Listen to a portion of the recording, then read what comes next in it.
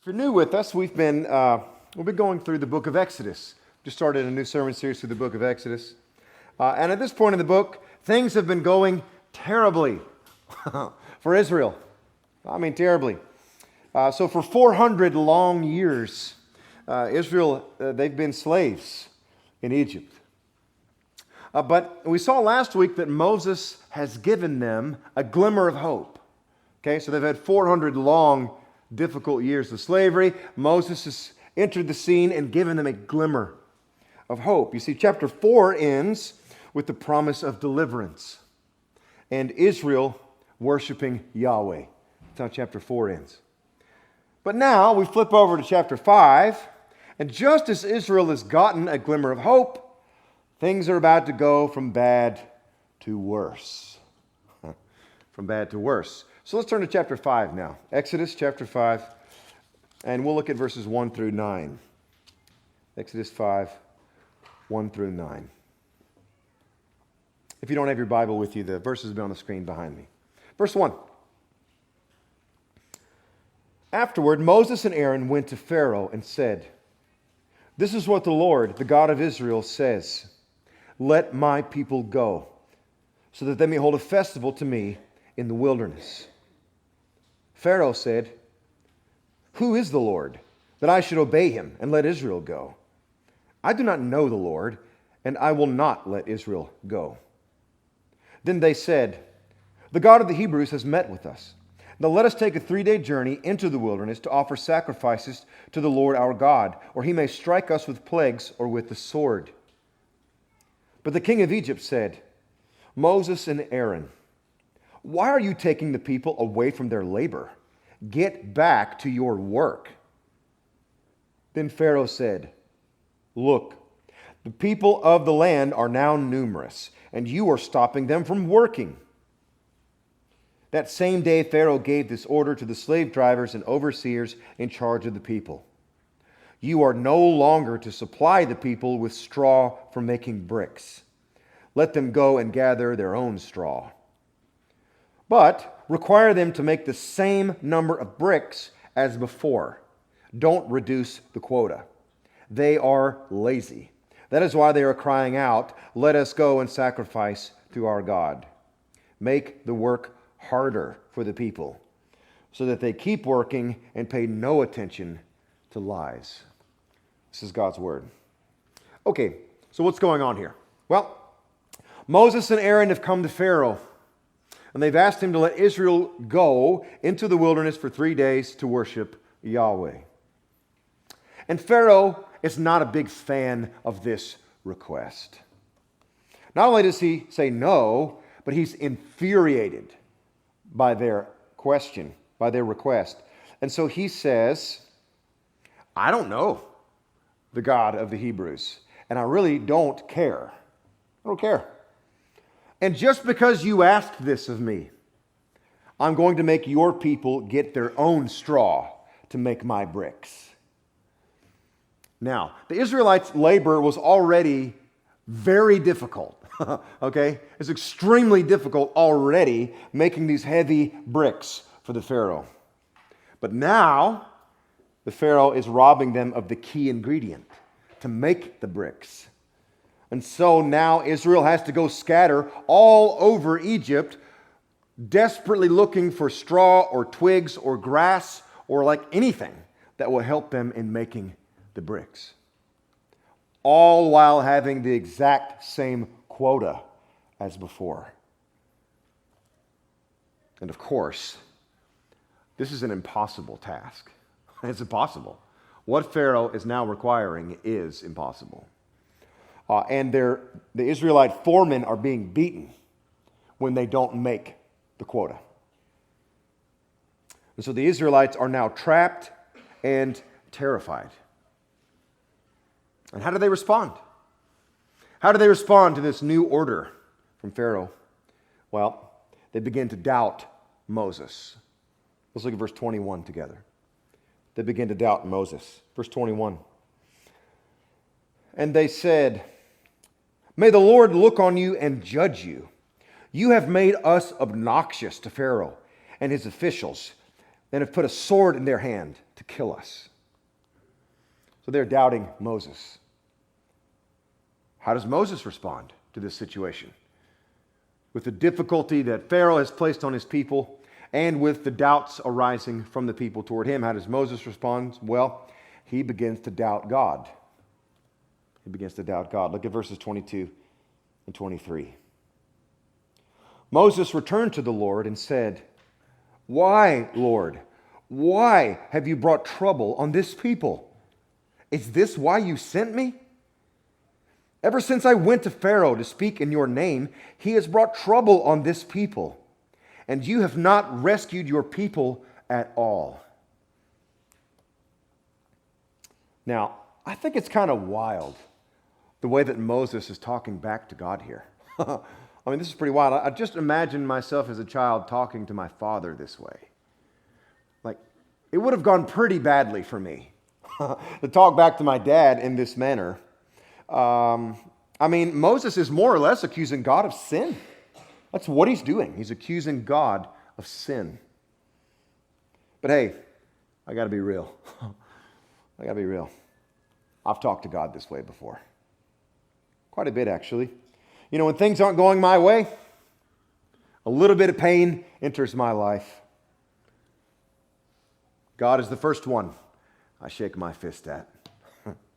So I've been guilty, just as guilty as Moses, of talking back to God. But you know, the funny thing in this particular story is that God is just doing exactly what he told Moses he would do, right? Like he's literally just doing exactly what he said he would do. We saw that last week. If you were here, just the chapter before, God said, he told Moses that Pharaoh was not going to let the people go. He already told Moses that. And yet Moses is still freaking out and questioning God. And so what's Moses' problem? Like God already told him that this would happen, and yet Moses is panicking. Why? Why the panic? Why questioning God? God's just doing what he told you he would do. Well, here's the problem. The problem Moses is having is that the pain he is experiencing and the pain his people are experiencing are very, very real. The pain is very real. Pharaoh's whips are more tangible than Yahweh's promises. They're more tangible. And I like how the ESV translation, I like how they translate verse 4. In verse 4 of the ESV, in the ESV, the Pharaoh says, "Get back to your burdens." Get back to your burdens. We wake up and hear that every day, don't we? It's time to get back to your burdens. The burdens of anxiety, the burdens of sin, the burdens of religion, the burdens of the day. It's time to get back. Quit your whining, quit your crying, get back to your burdens. And we feel those whips. We feel them. The pain is tangible. But God's promises are intangible. We can't feel them. We can't touch them. We can't see them. This causes a crisis of faith in Moses. You see, the Pharaoh's whips are far more real to Moses than God's promises. It causes a crisis of faith in Moses, and it causes a crisis of faith in us too. The pain is real, and the promises don't seem very real. I mean, let's be honest here. This very story, like the book of Exodus in general, causes a crisis of faith. Just a few months ago, we had a couple of skeptics visit us, a couple of agnostic folks. And what's funny, we weren't even in the book of Exodus yet, and they kind of cornered me after the service. They've got multiple objections to Christianity, but the first thing they mentioned was the book of Exodus. They didn't like the God of the book of Exodus. So they started firing off all these questions about the God of Exodus. And hey, I get it. I mean, why is God doing all of this? Is God a tyrant? Is he a tyrant? I mean, why allow the Israelites to be enslaved in the first place, right?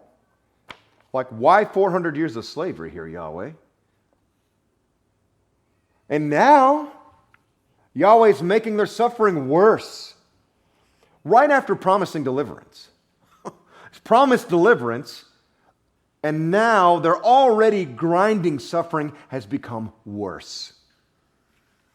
Having to make bricks without straw. Why in the world is Yahweh doing this?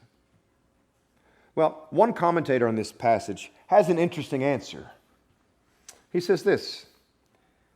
He says, quote, left to themselves without oppression, the Israelites likely would have been content to integrate into Egyptian society. End quote. In other words, without the oppression, there would be no such thing as the nation of Israel. They would have assimilated into the Egyptian culture, and the Israelite culture would have disappeared forever off the face of the earth. And so, as you look at the book of Exodus as a whole, you could say that the first half of the book is about God getting his people out of Egypt. And the second half of the book is about getting Egypt out of his people. They were very attracted to the pagan gods and the pagan society of Egypt. And so God, in the second half of the book, has to work to get Egypt out of Israel, which you could argue is actually more difficult. It's more difficult than the first half. And so, it's possible that God allows Israel to be oppressed so that they will keep their identity. They will hold on to their Jewish identity. So they will remain separate from the pagan cultures around them. And so that they will worship Yahweh alone. And one possible reason why God allows their suffering to last a little longer and go a little deeper than they or Moses wanted, well, this comes from Dr. Tim Chester. In his commentary on Exodus, he says this. He says, quote, the delay in deliverance reveals the people's hearts. End quote. It reveals their hearts. So now, remember, I said back at the end of chapter 4, everything was great. Hope has flooded in. Moses, the great deliverer, has come. God promised Israel freedom, and the people bowed down and worshiped. It seemed like their allegiances were totally with Yahweh at the end of chapter 4. They're with him. But now, even harsher labor has set in. And their hearts are laid bare. They're laid bare. The harsh circumstances of life served as a spotlight to reveal where Israel's allegiances really lie. Where they really lie. And our harsh circumstances in life do the same thing for us. Suffering reveals what was once hidden. Suffering shines a spotlight into our hearts. You know, when I was a kid, my dad, he made this doghouse for our family dog. And the dog was totally good with the doghouse for a long time. Loved it. You know, she would go in and out of that thing all day, every day, and no problems. Until one day she stopped going in there altogether. She just avoided the doghouse altogether. It was, even if it was like coming a flood out there, a storm, she would hang out outside the doghouse. She would not go in. So I couldn't figure out what in the world's going on here. She wouldn't go in the doghouse anymore. So, you know, my dad goes out there, he checks the whole thing out. Thing looks fine. So it's just bizarre. She just won't go in the doghouse anymore. So my dad's will go, something has to be going on here. Something weird is going on. So what he did was he pried up the floorboard of the doghouse to see what was underneath. And when he pried up the floorboard, he found the problem. Apparently, a family of mice had decided to share the doghouse with our family pet. And apparently, our dog did not like sharing the doghouse with the mice. She's like, you guys can have it. And hey, I'm with her. I don't like them either. I'm out of there, dude. Mice enter the equation, I'm out. Okay? And so our dog was like, no, thank you. So she didn't like sharing the doghouse with the mice. And so when my dad pried up the floorboard, we found out what the real issue was. And that's what suffering does in our lives. It pries up the floorboards of our hearts to reveal what's underneath, who we're really worshiping. And so maybe you're here this morning and you're dealing with some harsh circumstances. Maybe the burdens of life or the burdens of sin or the burdens of religion have pried up the boards of your heart. And maybe there's some scary stuff underneath. Maybe there's some mice running around under there. Maybe there are some doubts. Maybe there's some skepticism. Maybe there are some idols underneath. And so if that's true, if that's you, what do you do? What do you do when you pry up the floorboards and you see a bunch of mice running around in there? Well, here's what we do when we pry up the floorboards and we see mice running around. We have to see how the Lord responds. We have to see how the Lord responds to us in our doubting and in our idolatry. How does He respond? This tyrant God. Well, let's see. Let's turn to chapter 6. And we'll read verses 1 through 8. And as we read these next verses, here's what I want you to do. I want you to count the number of I statements that God makes. The number of I promises that God makes. Here's how our tyrant God responds to Moses' doubting and Israel's doubting. Here's what he says. Chapter 6, verse 1. Then the Lord said to Moses, now you will see what I will do to Pharaoh. Because of my mighty hand, he will let them go. Because of my mighty hand, he will drive them out of his country. God also said to Moses, I am the Lord. I appeared to Abraham, to Isaac, and to Jacob as God Almighty. But by my name, the Lord, I did not make myself fully known to them. I also established my covenant with them to give them the land of Canaan, where they resided as foreigners. Moreover, I have heard the groaning of the Israelites, whom the Egyptians are enslaving, and I have remembered my covenant. Therefore, say to the Israelites, I am the Lord, and I will bring you out from under the yoke of the Egyptians. I will free you from being slaves to them, and I will redeem you with an outstretched arm and with mighty acts of judgment. I will take you as my own people, and I will be your God. Then you will know that I am the Lord your God, who brought you out from under the yoke of the Egyptians. And I will bring you to the land I swore with uplifted hand to give to Abraham, to Isaac, and to Jacob. I will give it to you as a possession. I am the Lord. So how does God respond? Notice that God does not get in a back and forth argument with Moses. He does not feel the need to explain himself. He doesn't tell Israel to dry it up and suck it up. Quit your crying, quit your whining, quit your complaining. Pick yourself up by your bootstraps. Be strong. It's not what he says. What does he say? He says, I am your God, and I will be the one to pull you out. God simply reestablishes his promises to Israel, and he reminds Israel of who he is. He simply reminds Israel of his promises and his character. That's it. The promises and the character of God are all that Israel needs, and they are all that you and I need. The promises and the character of God.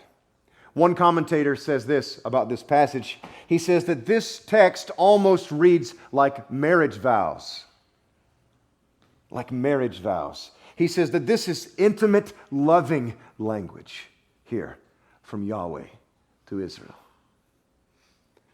Our tyrant God responds with marriage vows to his doubting, skeptical, sinful people. I mean, look at what he says. Y'all read it? Look what he says. He says, I will redeem you. I will take you as my people. I will be your God. I will be your husband, and you will be my bride. I'm going to take care of you. I'm going to get you out of here. I'm going to break your yokes. I'm going to relieve you of your burdens. God is telling Moses, you don't quite know me yet. You don't quite know who I am yet, but you will. You will. I'm going to show you who I am. And if you were counting the I statements, as we read in chapter 6, there are 14.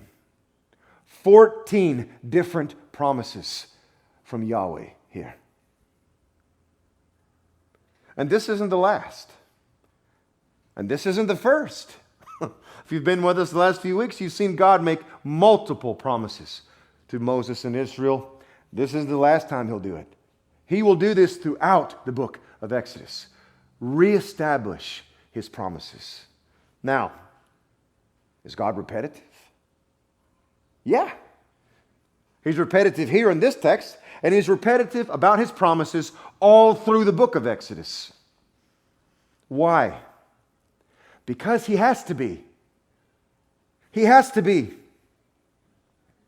Because you know what else is repetitive in our lives? Doubts, sins, anxiety, burdens, insecurity, etc., etc. And you know, this is why consistent church attendance is so important. That's why it's so important. You know, church attendance, this is not some religious box that you check and earn righteousness from it. You're not earning any righteousness with church attendance, okay? That's not what church is. It's not a religious box to check. Church is a chance for you to gather with other sojourners in the faith and hear directly from the Lord. I am your God. I have redeemed you. I have rescued you. I love you. I am your bridegroom, and you are my bride. I have broken your yoke of slavery. I have set you free. That's what church is for. That's why we come here every week. We need to hear that over and over and over again. We must be continually reminded of who God is and what his promises are to us. They must be on repeat, because everything hell throws at us is also on repeat. The same accusations, the same insecurities, the same burdens come up over and over and over again. And we wake up every morning with what phrase? Get back to your burdens. Get back. One time after the service, a lady came up to Dr. Martin Luther. She said, Dr. Luther, why do you preach the gospel every single week? And he said, because you forget it every single week. And so do I. That's the shape that we're in. We're forgetful. We forget the wonders of our God. and his wondrous promises. And do you know Moses is in the same boat? He's in the same boat. We see this all through Exodus, okay? God gives Moses a promise, and then Moses doubts it. God re-ups the promise, and then Moses doubts it. All right? That's just what happens all throughout the book. Okay? He's in the same boat as we are. He's not some special dude who's above all of that. No, he's in the exact same boat. He's forgetful too. He's prone to wander too, okay? He's in the same boat. And God is continually re-upping the promises to Moses. And what is he doing here? Just continually being so patient and kind with Moses, who is running his mouth to Yahweh. I mean, he is running his trap, talking back, and God is so patient. God is so loving, and he's so kind, and he just keeps re-upping the promises. What is God doing here with Moses? Well, here's what he's doing. Yahweh is simply continuing the long process of turning Moses into a good shepherd. That's what he's doing here. He's turning Moses into a good shepherd of the people of Israel. What do I mean? Well, you see, before the burning bush experience, Moses had been tending sheep in the desert for 40 years. Now, that seems like a giant waste of time, doesn't it? 40 years? Man, he could have been doing so much. He could have been, getting some really awesome training at this time. Why did God let him spend 40 years doing nothing out there? I mean, it just seems like a huge waste. This used to bother me too. Like, why waste 40 years in Moses' life? I mean, being a shepherd is a really lowly position. I don't know if you know that or not. But in the ancient world, this was basically the bottom rung of jobs, okay? This is a very lowly position. It was very much looked down upon by the rest of society. Little kids didn't grow up dreaming of being a shepherd, okay? It was very much looked down upon. I mean, you're following around these smelly and stubborn animals all day. It's dirty. It's thankless. You're dealing with animals who will not listen to you, who are prone to wander away from you, and they get themselves into danger all the time. And so you have to fending off the wolves and fending off all kind of animals and running after these dirty, ignorant animals and bringing them back into safety. And so actually, when you think about it, God was training Moses out there in the desert for 40 years. He actually got some pretty awesome training out there. See, because out there in the desert, he was doing exactly the same thing he would be doing with the Israelites. The exact same thing. God's like, okay, Moses, you've tended these stubborn sheep for 40 years. Now you're ready. Now you're ready to do the exact same thing with my people. The same thing. It's going to be dirty. It's going to be thankless. They're not going to listen to you. They're going to doubt you. They're going to have all kinds of problems with you. They're going to get themselves in a lot of trouble, in a lot of danger. But hey, you're used to that, Moses. You're used to that. So, Moses, lead them. Lead them. Care for them. Shepherd them. They're stubborn. So love them. Love them. That's what God is doing with Moses throughout this book. And you know what? In the end, Israel ended up with a good shepherd in Moses. He loved them. He was patient with them. He was so kind with them. He was a great leader. He risked his life for them. Yeah. Israel ended up with a good shepherd. But you and me, we ended up with a better one. An even better one. Because you see, Moses risked his life for his sheep. But our shepherd, he gave his life for his. In John chapter 11, this is what Jesus says. He says this, quote, "I am the good shepherd. The good shepherd lays down his life for his sheep. The hired hand is not the shepherd and does not own the sheep. So when he sees the wolf coming, he abandons the sheep and runs away. Then the wolf attacks the flock and scatters it. The man runs away because he's a hired hand and cares nothing for the sheep. But I am the good shepherd. I know my sheep, and my sheep know me.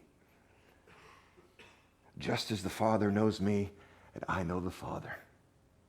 And I lay down my life for my sheep. End quote. End quote. That is what our shepherd tells us. That's what he has done for us. And remember what the Pharaoh said? You know, that Pharaoh, he is no different than Satan.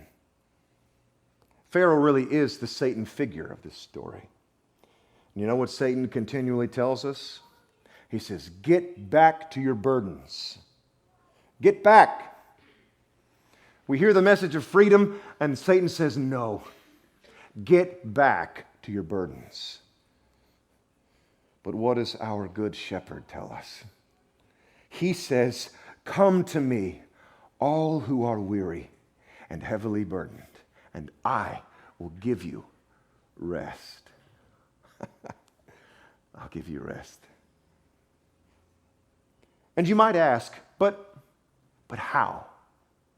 Like, how does he do that? How can he give me rest in the middle of my turmoil, in the middle of my trials, in the middle of my pain, in the middle of my sin? How can he do that? How does he do that? Here's how. If you're not a Christian here today, this is what you must know. And if you are a Christian here today, this is what you must remember about Jesus, our shepherd. You must know and remember this. We, like sheep, like Israel, had gone astray. We had gone astray. We ignored our shepherd, and we got ourselves into a world of danger. We were stubborn, and we were rebellious. And so we wandered and wandered in the darkness.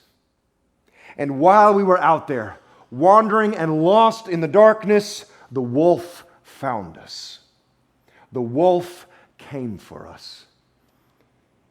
The great wolf of sin, death, and judgment. And he sought to devour us.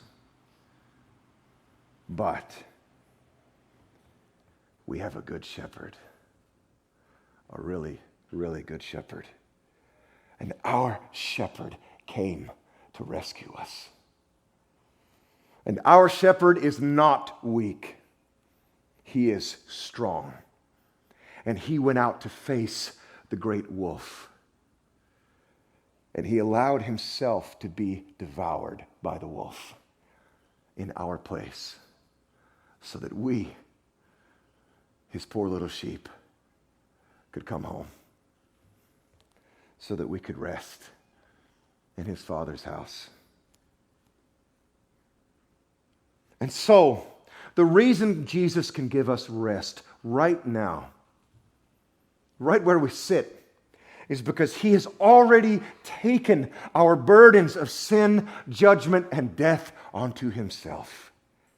He has taken the yoke off of our necks and placed it on his own neck.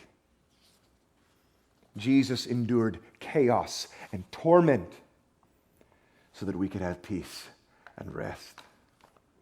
Jesus was forsaken by God so that we never, ever will be. Jesus took the danger for us so that we can be safe forever. And this, my friends, is what church is all about. That's what church is all about. We are all stubborn and forgetful. We are. I'm as guilty as anyone. We quickly forget who our shepherd is and what he has done for us.